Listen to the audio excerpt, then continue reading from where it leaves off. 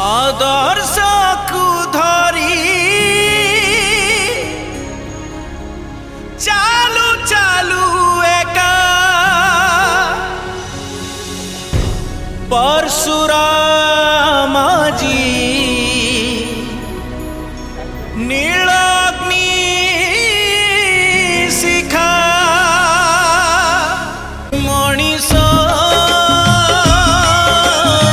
समयर दस रे समयर दस मणिष। जय जगन्नाथ बंधुगण आपने न्यूज रु देखुथिबे कालिकार ये जो ट्रेन दुर्घटना आम बालेश्वरवासी कौन ओडावासी मान बहुत दुखदायक घटना मर्माहत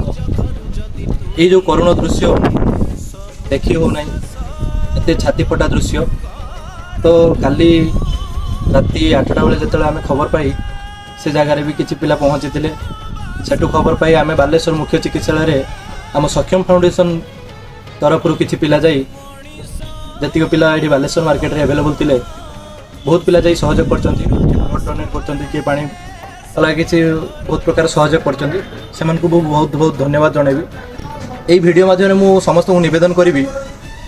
जो पेसेंट मैंने पाखपाख अलग अंचल कई हस्पिटाल जाकि एडमिट अच्छा साहाय्य करूँ जदि ब्लड दरकार हो हाथ बढ़ातु ब्लड दिंतु अन्य साहाय्य दरकार साहाय्य करूँ। एपटे एत दुखदायक घटना मध्य भी कालीर जो आम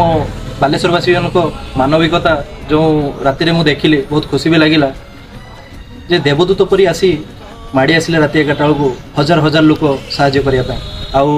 सर्वशेष से धन्यवाद देवी समस्त मेडिकल स्टाफ नर्स डॉक्टर